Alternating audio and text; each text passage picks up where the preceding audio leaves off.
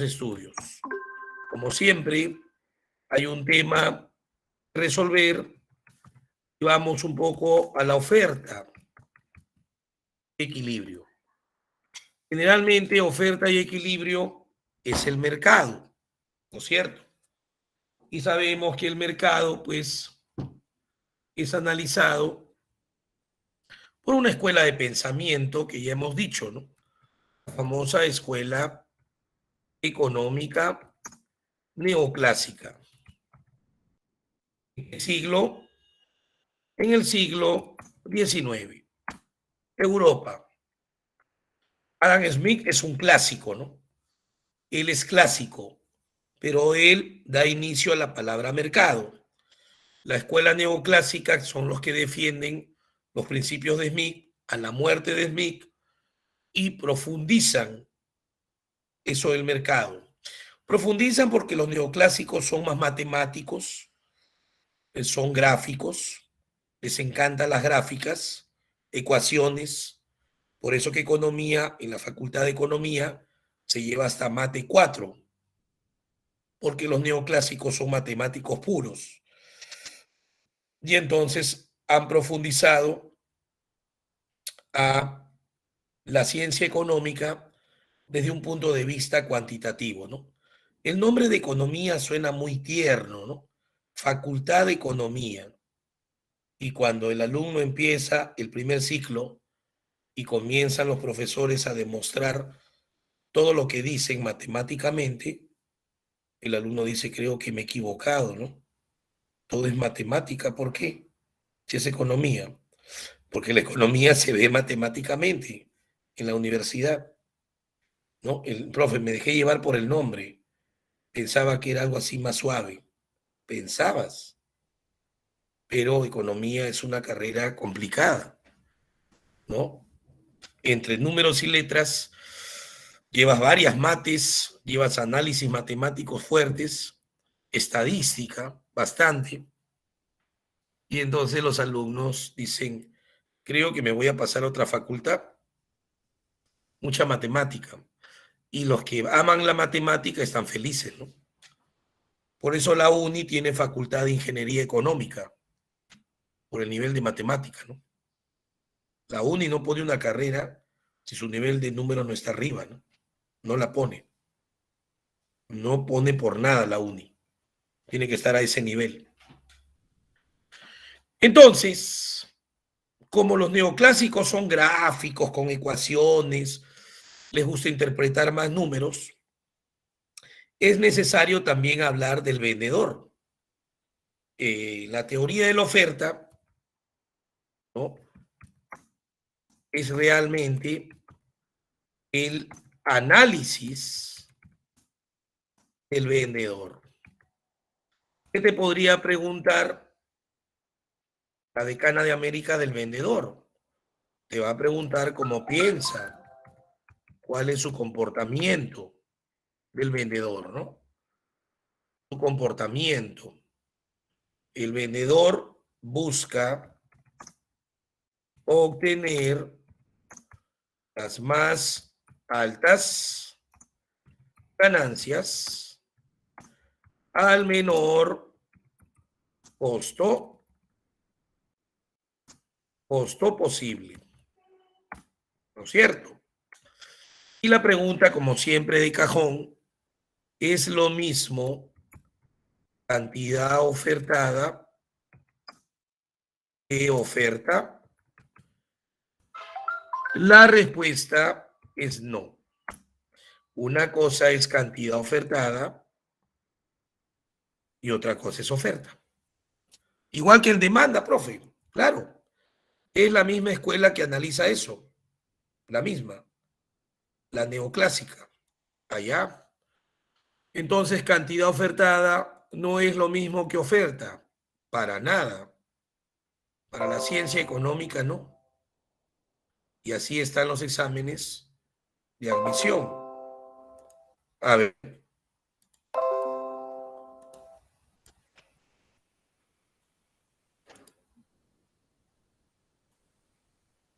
Muy bien, jóvenes, vamos a pasar ahora a hablar acerca de la cantidad ofertada y la oferta. ¿Está bien? Acá podemos ver, hay una gran diferencia entre lo que es la cantidad ofertada y la oferta. La cantidad ofertada viene a ser la unidad y la oferta es el conjunto. ¿Está bien?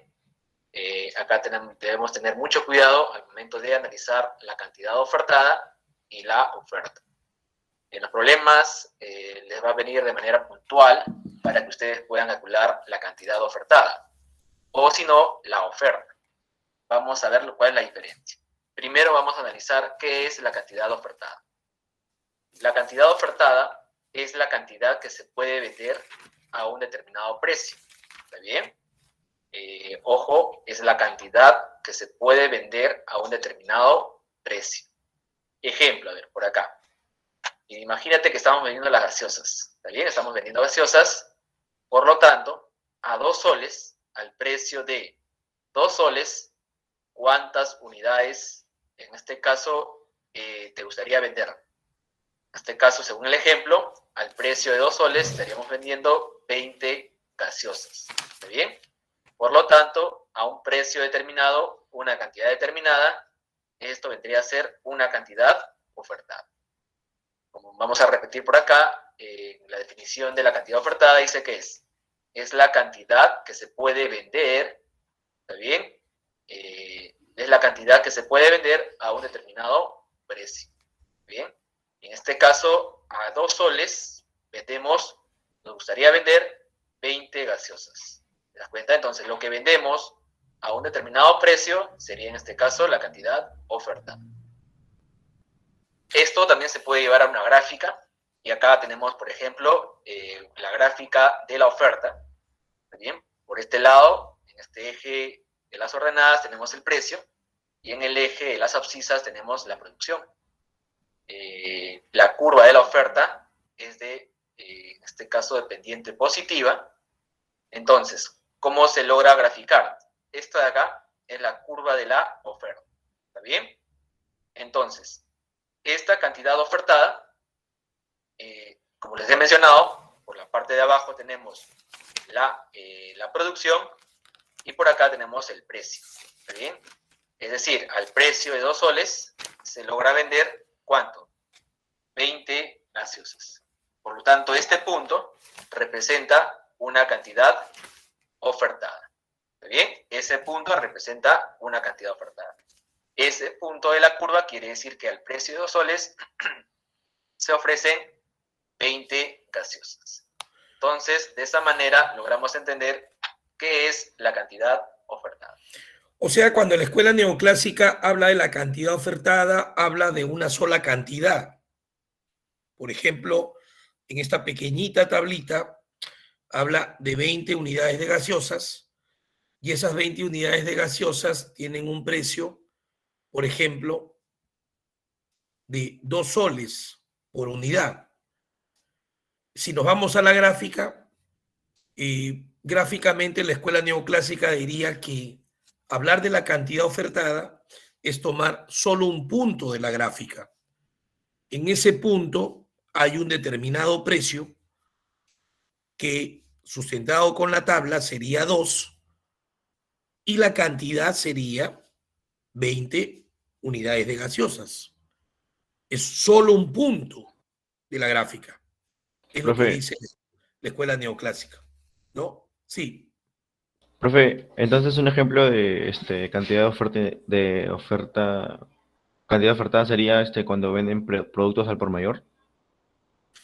Bueno, para llevarlo a la realidad, porque esta es teoría, tendría que yo, por ejemplo, asumir, ¿no? De repente, cuando uno va al mercado y tú dices así, ¿no? Como comprador, disculpa, ¿podrías decirme cuál es el precio del kilo de limón, ¿no?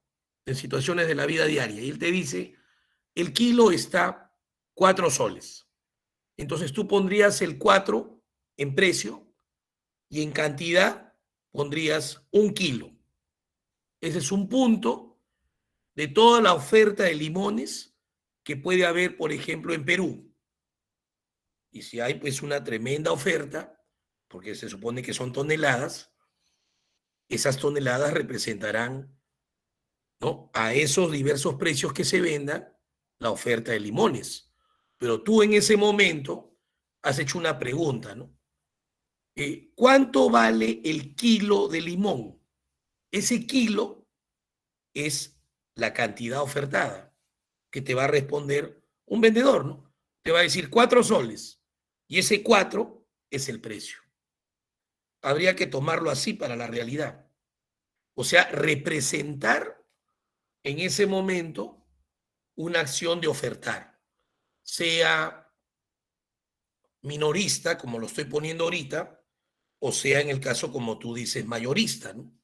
Más que el mercado en sí, habría, querido alumno, que representar la acción, ¿no? ¿Cómo lo llevo Ah, a la realidad? ya, profe. Ya, muchas gracias. Ok, y entonces, claro, ¿no?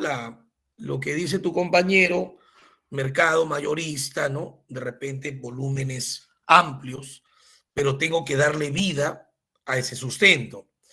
Es como cuando los profesores explicamos, saliéndome un poquito de esto, para que me vayan entendiendo, el profesor dice, ¿no?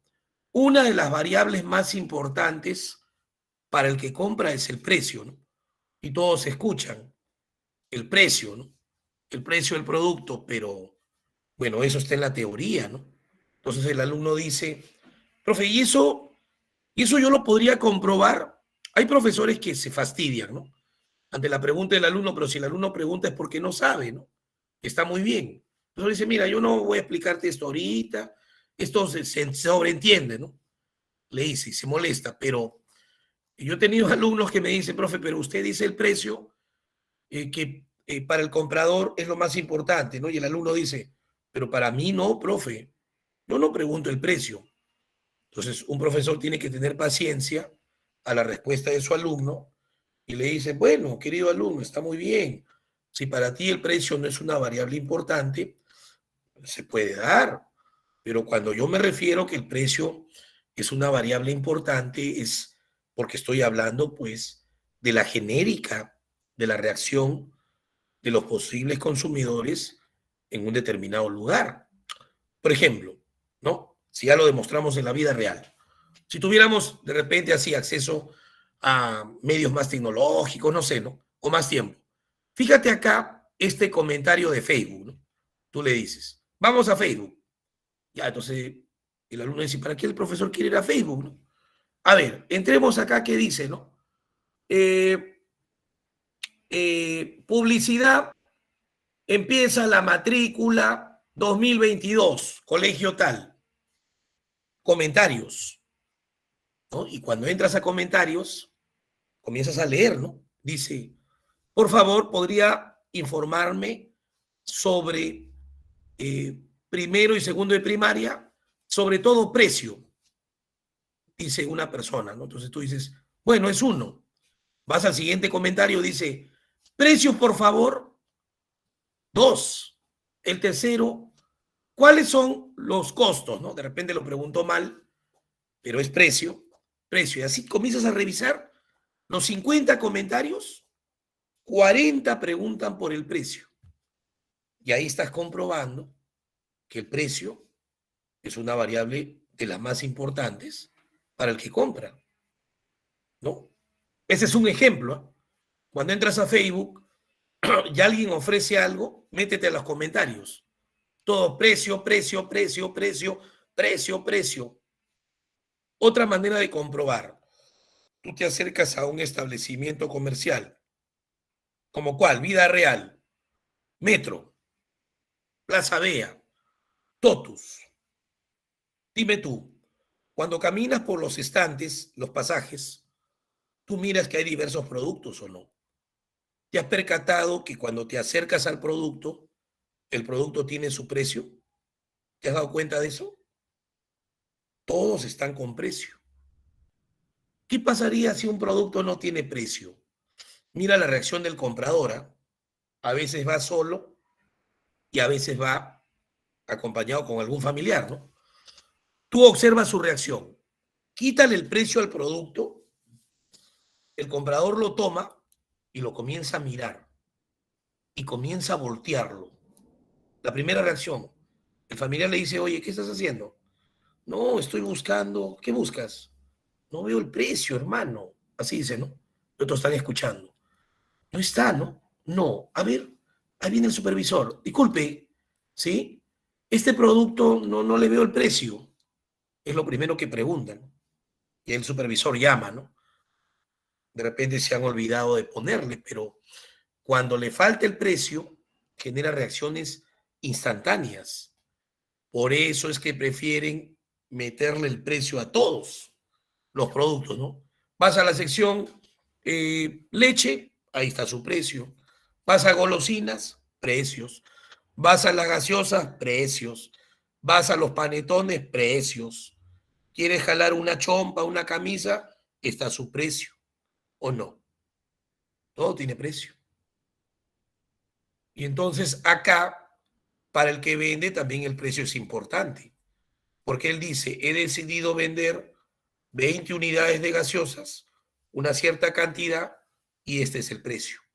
Pero cuando se habla de la oferta, la escuela neoclásica hacía más abstracción y decía que no hablabas de un punto específico, sino que hablabas de toda la gráfica.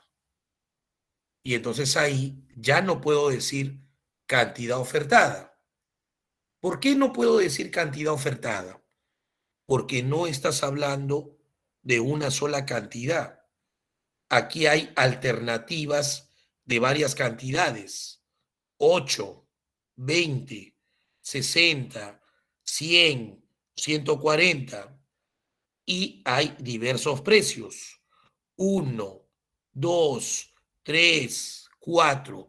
Ahí estás hablando, dice la escuela europea, de la oferta.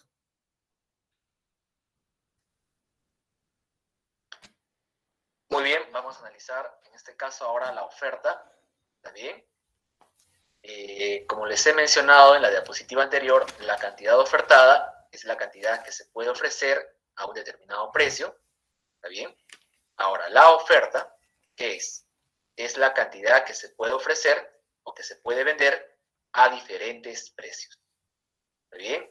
La oferta viene a ser la cantidad que se puede vender a diferentes precios. ¿Está bien?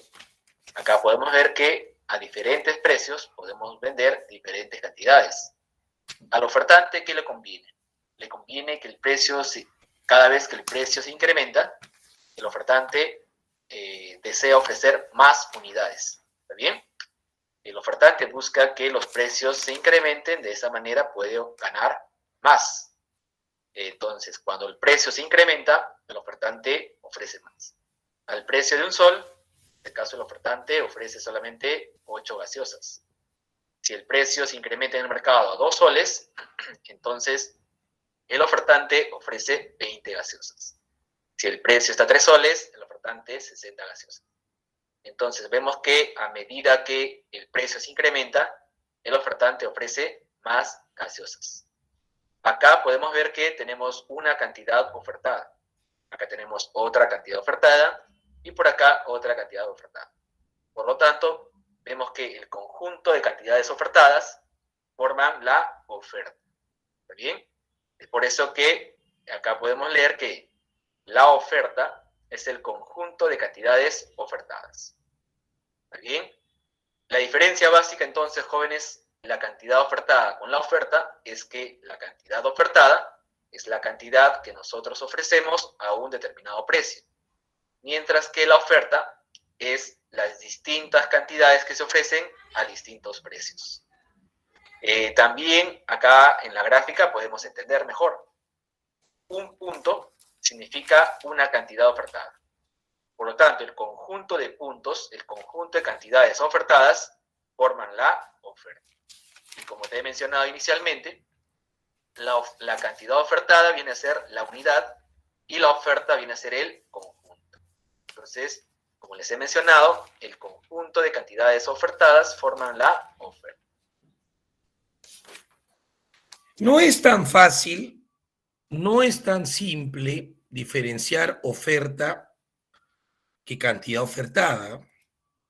Yo cuando miro las caras de mis alumnos, en la academia, en el colegio, y se les explica un punto y la gráfica me quedan mirando y yo sé que no han entendido mucho, ¿no?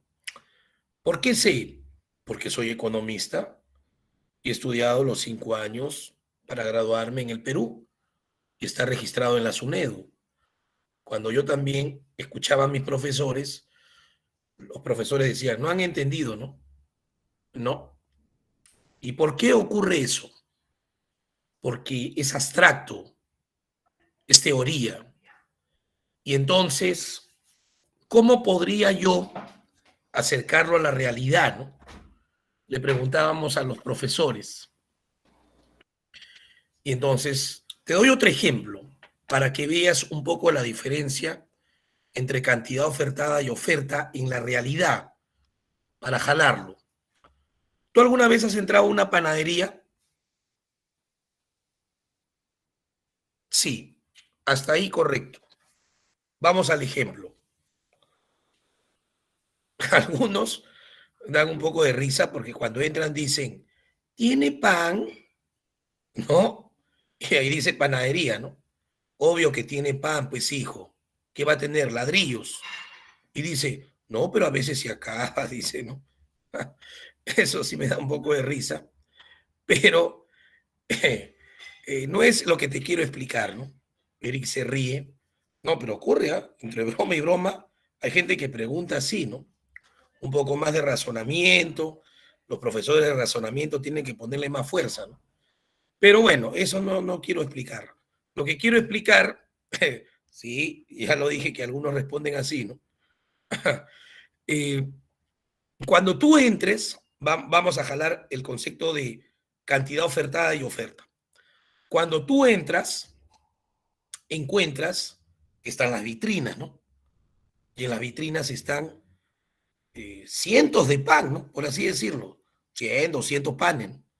Por ejemplo, cuando tú miras esos 100, 150 o 200 panes, tú ves que hay, no sé, pues caracol, ves francés, ves chabata, ¿no? Ves camote, por decir, ¿no? Esa es la oferta. La oferta es distintas cantidades que hay y distintos precios. Chancay también, claro. Pero cuando tú te paras, no sé, pues 30 segundos, un minuto, el que está ahí te dice, señor, joven, ¿qué desea? Ah, te quedas mirando los panes y le dices, ¿podrías por favor darme 10 francés? Claro, ¿cómo no? Cuando tú dices 10 francés, ya no es oferta, sino que has pedido 10, es cantidad. Y tú dices, no, disculpe, 10 francés, ¿cuánto es? El vendedor te dice, 2 soles, señor. Ahí estamos hablando de una cierta cantidad, 10, y esa cierta cantidad, ¿qué tiene? Un precio. ¿Ves? Entonces tú ahí puedes darte cuenta que la cantidad ofertada es más individual, más específico. Es tu decisión, ¿no? Entras a negociar con el vendedor, mientras que la oferta son todas las posibles cantidades de panes que ves ahí. Chabata, caracol, camote, maíz, pero mientras no cruces la decisión de cuánto vas a llevar, no puedes hablar de cantidad. ¿Ok? Entonces, ese es un ejemplo, creo, más directo para que más o menos vayas diferenciando lo particular de lo general.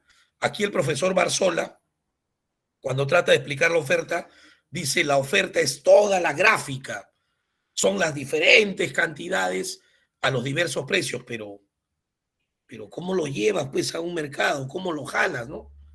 El alumno necesita ejemplos también reales para que lo vaya jalando. Ok. Entonces va por ese lado, ¿no? Va por ese lado. Claro, esa es Profe, la oferta de panes que te pone, ¿no? El volumen total. Sí, profe, entonces sería la cantidad de productos de un mismo conjunto. claro, podría ser, porque acá cuando tú ves la gráfica, mira, te pone para que observes la gráfica, ellos son muy gráficos, y mira, ve, aquí te dice para un producto, lo que tú dices, la gráfica te dice así, ¿no? Te refleja matemáticamente en el plano cartesiano los dos ejes. Ustedes saben, llevan plano cartesiano.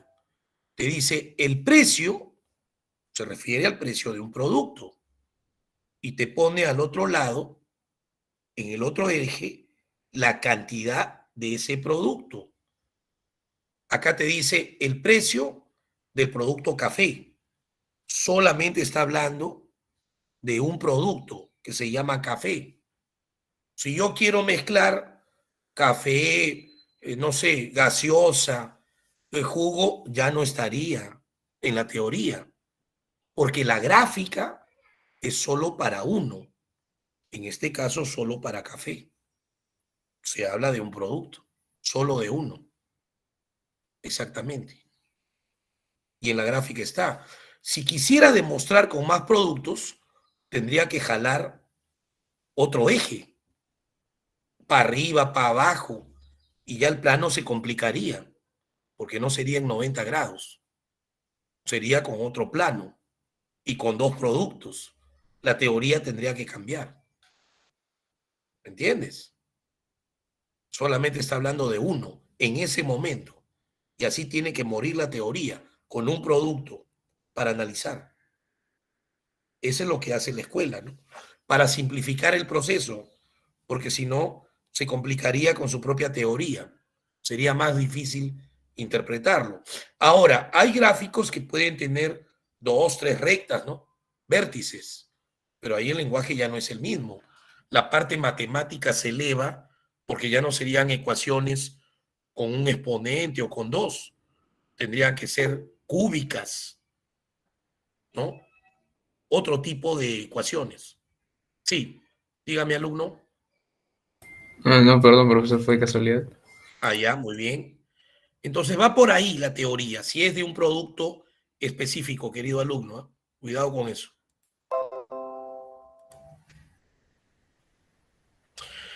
¿Qué factores considera un vendedor cuando va a ofrecer algo? Bueno, considera muchos, igual que el comprador, pero en uno que es muy importante para ambos, cuando digo para ambos me refiero también al que compra, dice la escuela neoclásica que para ambos el factor que sería más importante dentro de todos los que tienen para un examen de admisión, para ambos, el más importante es el precio del producto o precio del bien. Ese es el más importante para los dos. Muy bien, vamos a analizar en este caso los factores que afectan la oferta y tenemos los distintos factores que influyen sobre la conducta del ofertante. ¿Está bien? Por ejemplo, podemos ver que, vamos a mencionar cada uno de ellos. Por ejemplo, acá tenemos el precio del bien. Hemos estado analizando en las diapositivas anteriores cómo el precio del bien influye en la cantidad ofertada, ¿verdad? Los costos de producción están referidos a la compra de materias primas, insumos, el pago a los trabajadores, el alquiler, etc. Todo eso conforman los costos de producción. ¿Está bien? Los costos de producción es un factor que influye mucho en el ofertante, ya que cuando los costos de producción se incrementan, el ofertante va a ofrecer menos, la oferta disminuye. ¿Está bien? Cuando los costos de producción se incrementan, la oferta disminuye. Por lo tanto, podemos ver que los costos de producción están en relación inversa con la oferta. Pasamos a la tecnología. La tecnología tecnología también es un factor que influye en la oferta. A mayor tecnología, mayor oferta. ¿Está bien? Ya que la tecnología mejora la producción, hace que la producción se incremente. Entonces, a mayor tecnología, mayor oferta. La tecnología está en relación directa con la oferta. Pasamos a la capacidad instalada, y la capacidad instalada hace referencia a la infraestructura, el tamaño del almacén, el tamaño de la tienda, el tamaño de la planta, de la industria, y esto está relacionado con la oferta de manera directa, porque a mayor capacidad instalada, ejemplo, una academia, si una academia tiene un salón nada más, por lo tanto va a tener un número limitado de que ofrecer servicio. Si tiene 2 pisos, 3 pisos o 4 pisos, por lo tanto la academia ha incrementado su capacidad instalada, entonces se incrementa la oferta. La disponibilidad de recursos también es otro factor. Está referido a qué? A cuánta disponibilidad tiene la empresa para acceder a los insumos o materias primas, o factores productivos en general. Por ejemplo, hemos visto cuando uno hace viajes interprovinciales que en las carreteras hay restaurantes, ¿está bien?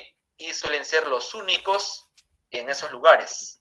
Por lo tanto, la disponibilidad de recursos para ese restaurante es menor que aquel restaurante que podemos encontrar acá en Lima, ¿no? ¿Está bien? En la ciudad. En la ciudad podemos ver que los restaurantes tienen mayor disponibilidad de recursos que aquellos restaurantes que se encuentran en las carreteras. También los impuestos es un factor que influye sobre el ofertante. A mayor impuesto, en este caso la oferta disminuye. ¿Está bien? Están en relación inversa con la oferta. Los subsidios vienen a ser ayudas económicas que el Estado brinda a los ofertantes. Por lo tanto, a mayor ayuda económica, mayor oferta. Están en relación directa. La moda también es otro factor que influye. En este caso, los productos que están de temporada o de moda van a ser demandados por los consumidores. Entonces, la oferta aumenta. El clima también es otro factor que influye en la oferta. Por ejemplo, ahora que comience el invierno o que cuando comience el verano, vamos a ver que jóvenes, en el verano se incrementa la oferta de helados y en el invierno se incrementa la oferta de café. Bueno, la ciencia económica tiene pues metodología científica, hay mucho análisis, pero yo entendí en los 5 años que estudiaba en la universidad que también la ciencia tiene ciertos límites, ¿no? Ciertos límites en el sentido, por ejemplo, muchas veces pasa esto, ¿no? Usted no es economista, no podría solucionar el problema de la pobreza. ¿Y por qué? ¿Por qué no lo puede solucionar si usted es economista, ¿no? Y tú te quedas escuchando esa respuesta de la persona, ¿no? O te dice, pero usted es médico, ¿y por qué se le murió el paciente? Entonces son cosas que te hacen a ti reflexionar como científico que eres, cómo piensa la otra persona de que porque hablas de ciencia, todo se tiene que cumplir, ¿no? Lo interpreta así el individuo común y corriente, por decir, ¿no? Que lo interpreta empíricamente, ¿no? Entonces, aquí hay cosas, ¿no? Que quiero dejar claro en estos sustentos que doy, que por más que sea economista, la teoría del mercado, o sea, lo que te vengo hablando, demanda, oferta, que estamos hablando ahorita, son teorías que se crearon en su tiempo, que son muy importantes porque han ayudado mucho, ¿no? A avanzar en lo científico, pero no necesariamente se tienen que cumplir para todo, ¿no?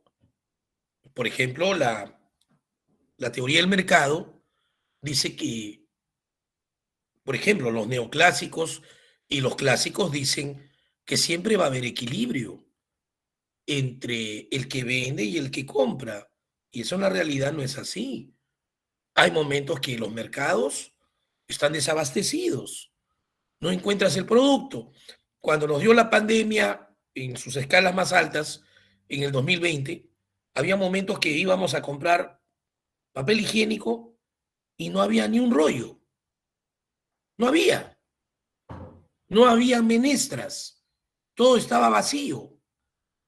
¿Y qué dicen? No, que los mercados siempre están en equilibrio. Siempre yo llego y tiene que haber. Falso, pues. Eso también pasó cuando se llevaban por los criterios del mercado antes de la depresión del 29. Acuérdate, en Estados Unidos. La depresión se da por una sobreproducción, por creación de más de productos ante el mercado que ya estaba satisfecho. Ahí viene todo el problema. Y entonces no había equilibrio. Entonces, hay que tener cuidado con eso. Profesor, ¿podría repetir lo de capacidad instalada? Para el ofertante, la capacidad instalada sería todo lo relacionado a lo que él puede contar con espacios, el local, la infraestructura, que es importante para ofrecer algo, ¿no? Le preguntan al ministro de Educación, para que me entienda un poco Eduardo. Ministro, o sea, en marzo empezamos, ¿no? Y el ministro, de repente también un poco confundido, ¿no? Pero tiene que responder, dice, mira, el 99% de alumnos ya la cambia, ¿no? Ya va a regresar en julio del 2022. Eso te puedo decir, julio del 2022. Sí, 99% que en julio están todos, ¿no? La larga, ¿no? La larga hasta julio, pero el presidente ya lo había quemado porque el presidente dijo que regresaban en marzo.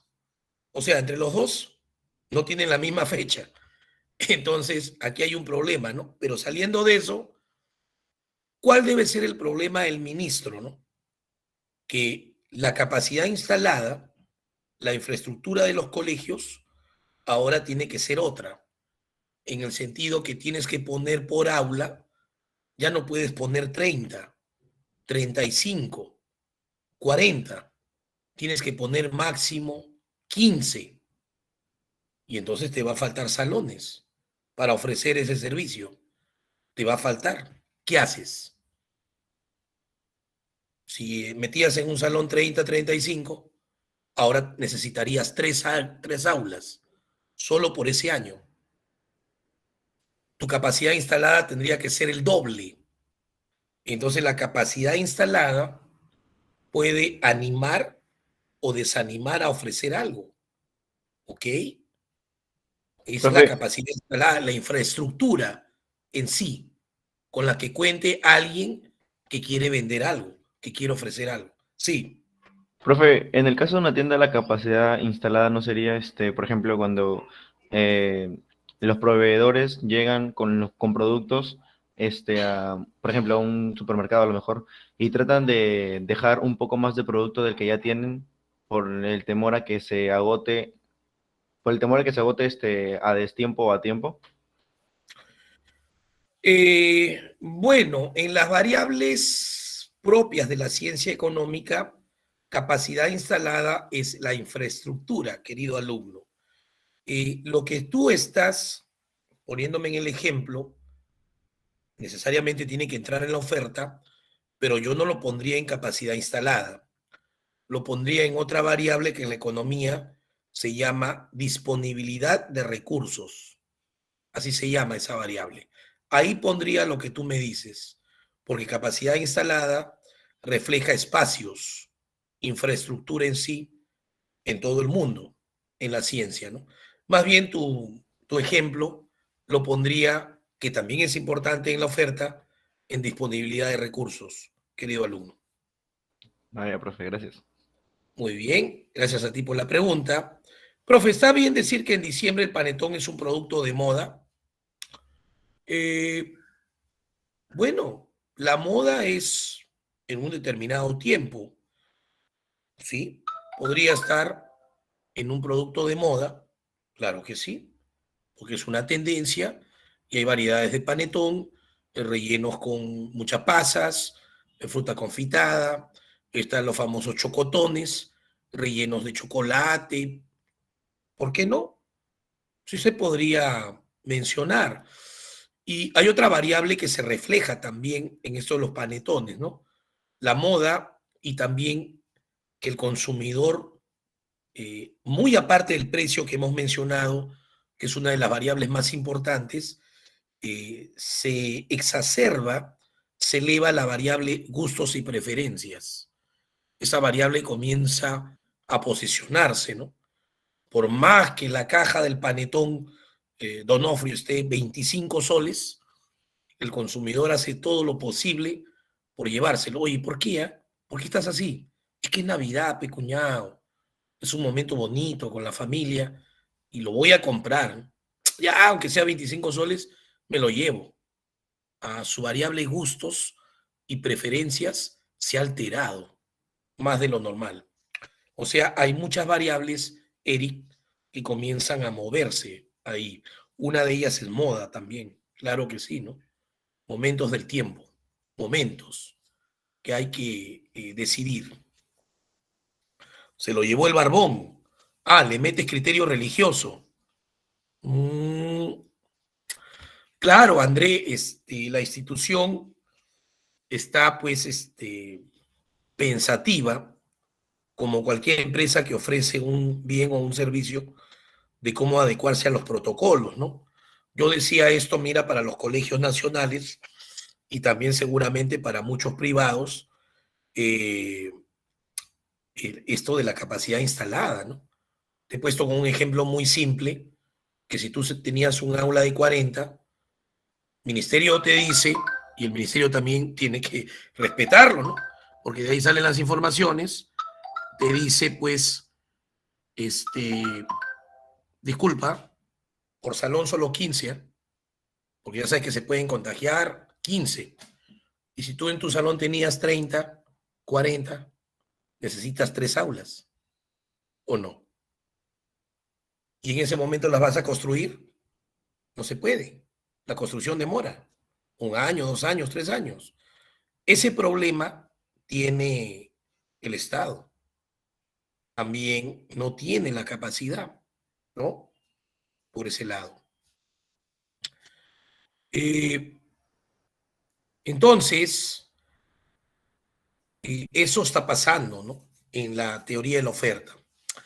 Ahora, por más que yo haya mencionado que en la realidad a veces no se da el equilibrio porque es normal, hay desequilibrios, la escuela neoclásica en el siglo XIX fundamentó mucho el equilibrio. Una vez que estudió al comprador de forma separada y estudió al vendedor de forma separada, en la teoría del equilibrio los une las gráficas, menciona un solo precio para ambos, menciona una misma cantidad para ambos y así sustenta el equilibrio. Pero después se da cuenta que eso se puede mover, ¿no? Porque habían cuestionamientos de otros economistas que no siempre se va a cumplir el equilibrio y entonces trata de ajustar su teoría la escuela neoclásica, pero estamos hablando del siglo XIX, estamos en el siglo XXI y obviamente la ciencia va variando, ¿no? Pero son teorías que van a venir en el examen y hay que considerarlas. A ver, busquemos algún PPT del colega que hable del equilibrio, ¿no? Porque el tema era oferta y un poco de equilibrio en esta corta hora hasta donde se pueda llegar.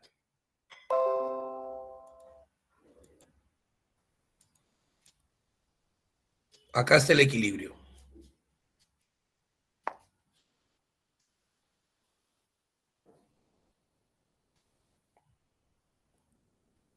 Hagamos menos peso. Ya está. La cámara hace peso.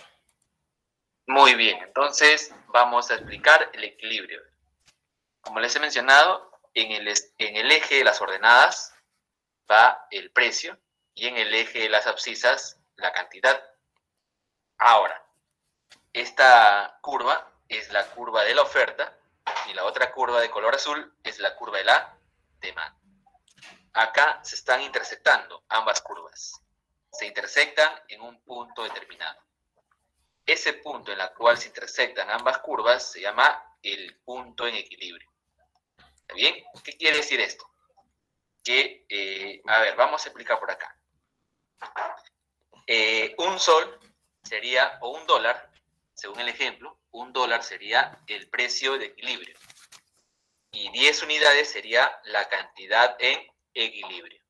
¿Está bien? Ya vamos a explicar en qué consiste. Primero vamos a analizar con la curva de la demanda. ¿Está bien? Con la curva de la demanda, que es la curva de color azul.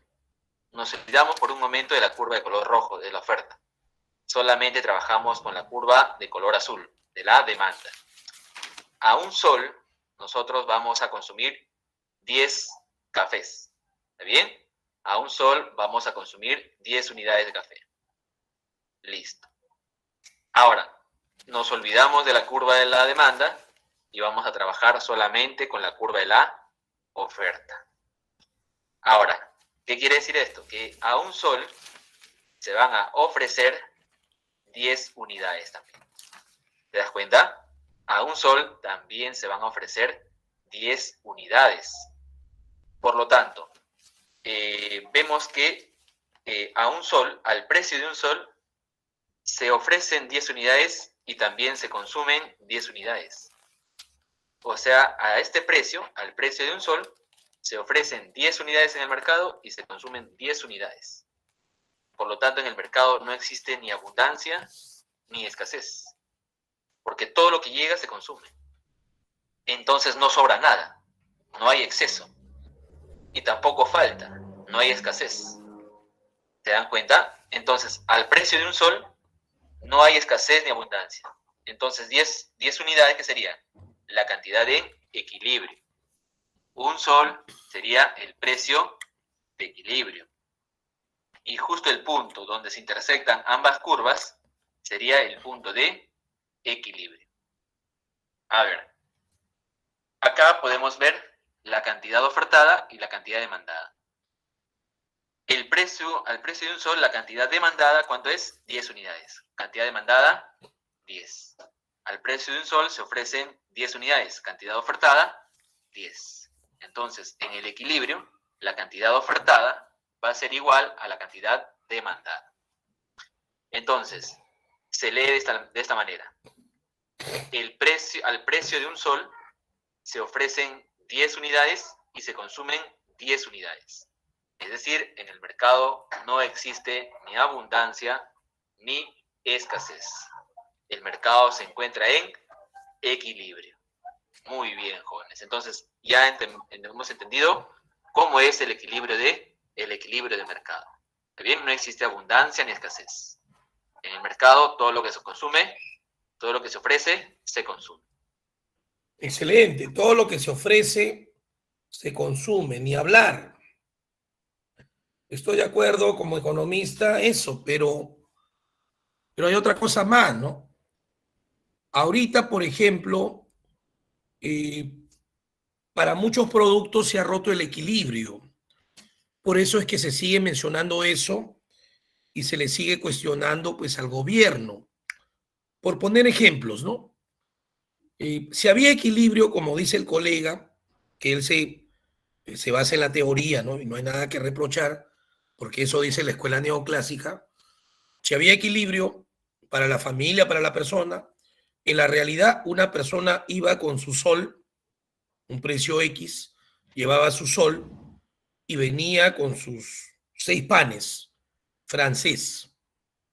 Pero a la persona no le está agradando y está fastidiado el integrante de la familia, y ahora con su sol se trae solo 4 panes.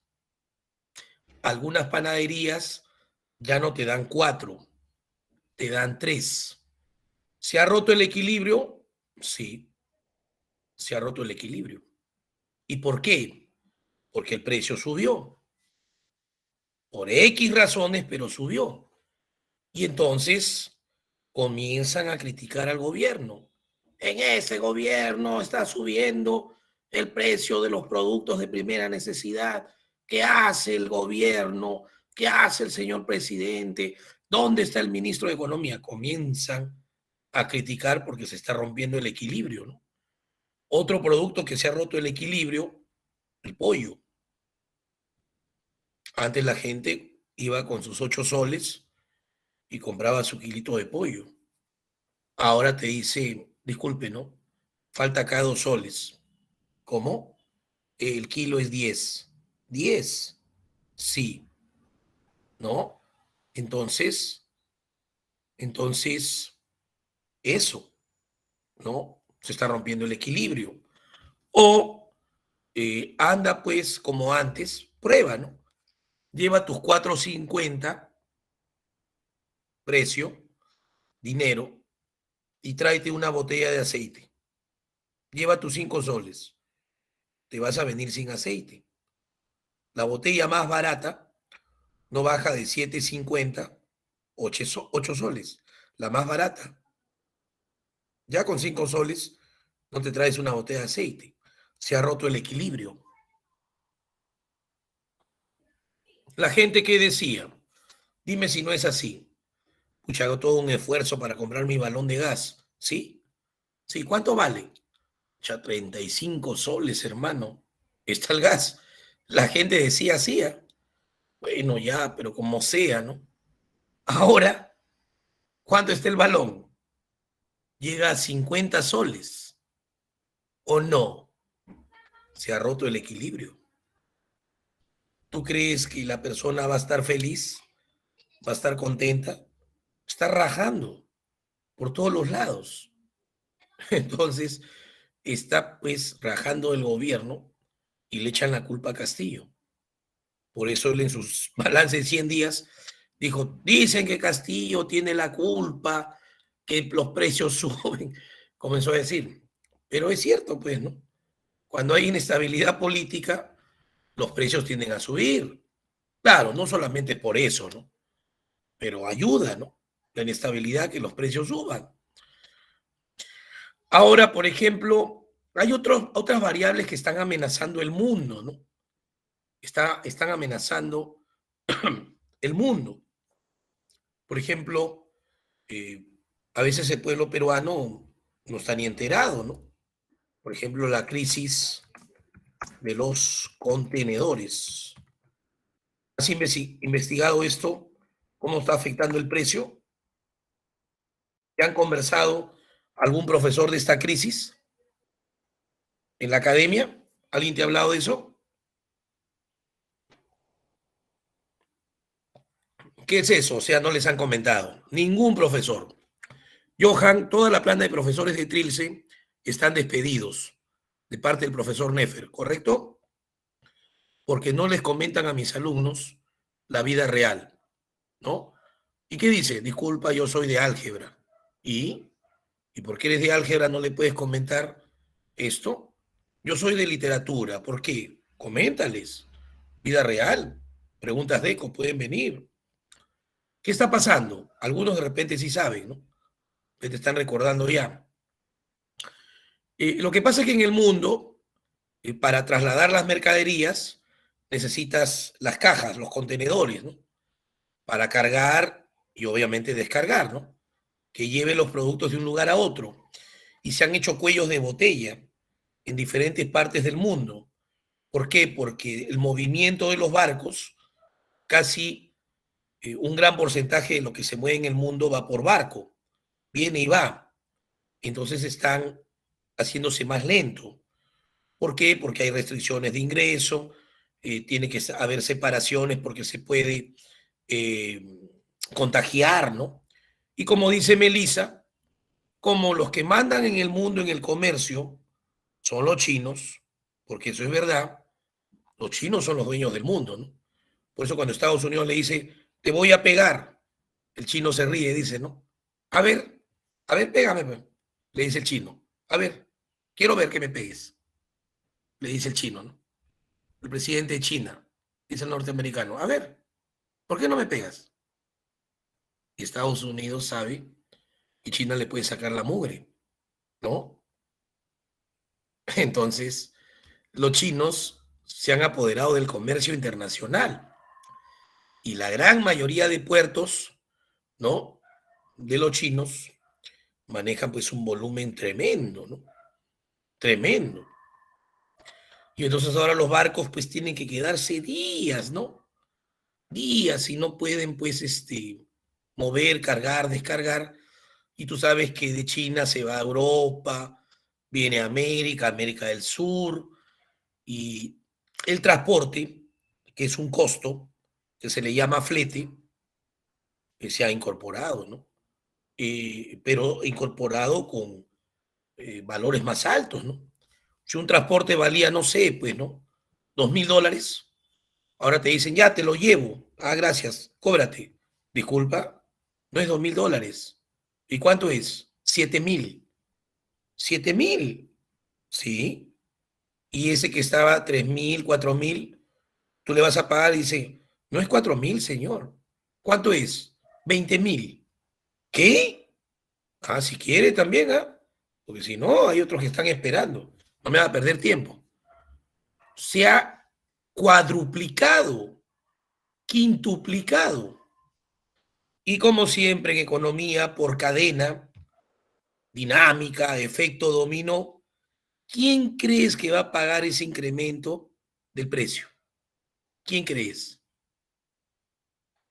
¿Qué idea te da? ¿Quién va a pagarlo? El que compra, pues, como dice Eduardo, el consumidor. Él es el que va a pagar el pato, para que se entienda mejor. Castillo no sabe mucho de economía, Diego. No va a entender mucho lo que digo, ¿no? Sí, entonces, supongo que el pueblo peruano no sabe mucho de esa crisis, ¿no? Que ahorita se está dando y con lo que he escuchado en estos días me preocupa más porque en estos días habrás escuchado que el virus está cobrando vida otra vez en Austria, está cobrando vida otra vez en Alemania, en Italia, se está volviendo a prender Europa, ¿no?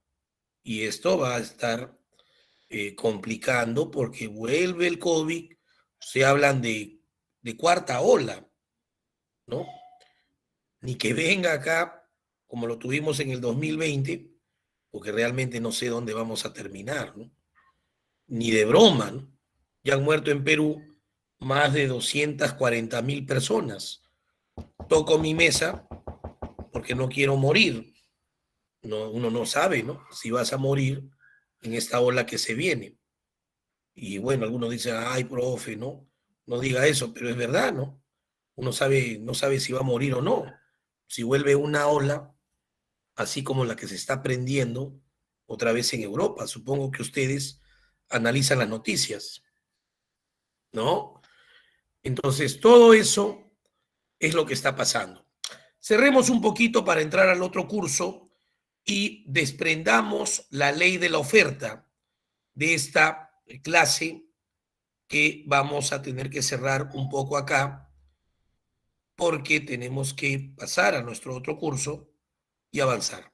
A ver, última parte, un poco de la teoría de la oferta. Regresamos a algunas diapositivas.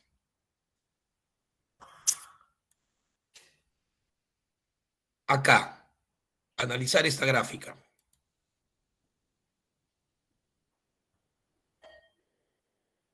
Muy bien, pasamos ahora a analizar la variación de la cantidad ofertada.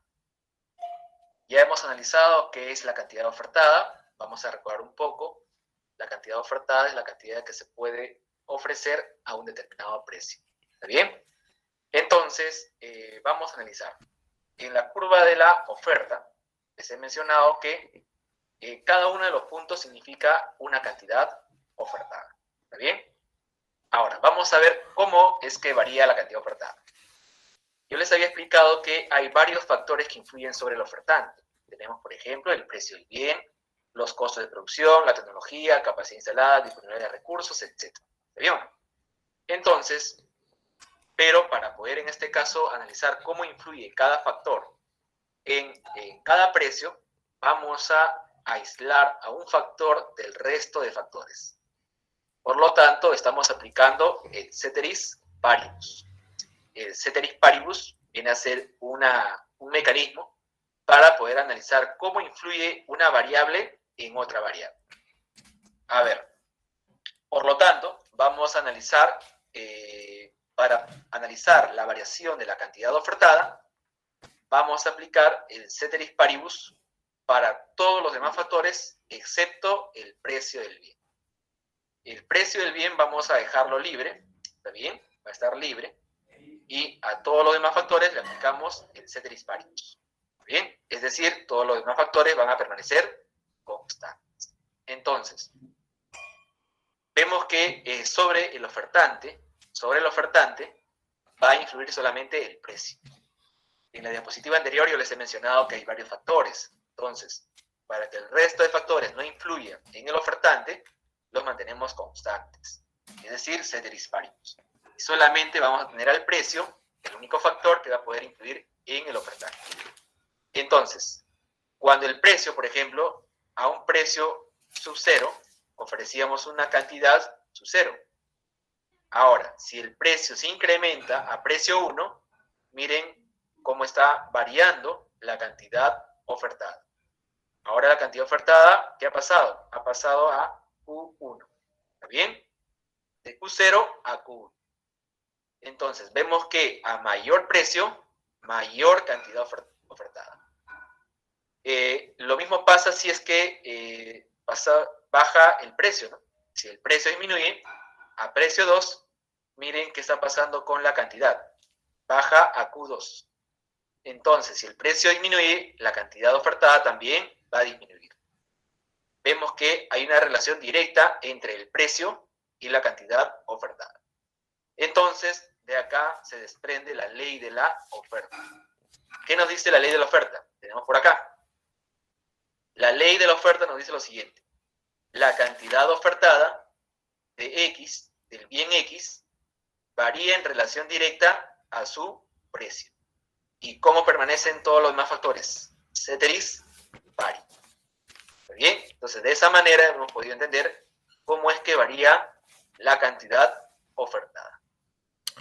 Aquí, para obtener la ley de la oferta, la única variable que tendríamos que poner a interpretar, según la escuela neoclásica, de todas las que se presentaron, solamente se tomaría el precio. Algunos alumnos me dicen, ¿pero qué? No puedo hablar de la tecnología, no puedo hablar de la capacidad instalada, no puedo hablar de la política del gobierno, no puedo hablar de los impuestos. Exactamente, alumno, estás en lo cierto. No puedes hablar de ninguna otra variable, solo la del precio. ¿Por qué? Porque así lo dice la escuela neoclásica. Así está en la teoría. Por eso que abajo, debajo de la ley de la oferta, en la última línea dice ceteris paribus. Ceteris paribus significa que las demás variables que el empresario podría considerar acá no se analizan, quedan congeladas. Solo se analiza el precio del producto. Y bajo ese sustento, cuando el precio sube, mira la gráfica, la cantidad a ofertar sube. El punto se va de A a B. Hay un deslizamiento, se le llama así técnicamente. Y cuando el precio baja, la cantidad ofertada baja. De A hacia C. También un deslizamiento. Por lo tanto, la ley de la oferta implica una relación directa entre precio y cantidad ofertada. ¿Qué significa eso? Si el precio sube, la cantidad ofertada sube. Si el precio baja, la cantidad ofertada baja. Hasta ahí nos vamos a quedar en el criterio de la oferta y todo lo demás permanece constante. Ahora, lo que dice Eric, todo lo demás permanece constante. Después, Eric, la escuela neoclásica dice, igual que en la demanda, ahora voy a estudiar la oferta con las variables que congelé. Voy a analizar esas y al precio ya no lo voy a analizar. Invierte los papeles, pero para eso necesitamos un poco más de tiempo. No, Cuando dice las demás que se quedan constantes y voy a analizar precios o el precio, solo hablo de cantidad ofertada. No puedo hablar de oferta. Voy a hablar de oferta cuando toco las demás variables diferentes al precio. Y voy a hablar de demanda cuando toco las demás variables de la demanda que no sean precio. En los dos casos, si hablo de precio en la teoría del consumidor, estoy hablando de cantidad demandada. Y si en la teoría de la oferta hablo de precio, estoy hablando solo de cantidad ofertada. Ahí nos vamos a quedar. Un hasta luego, voy a salir de acá y de ahí volvemos a entrar.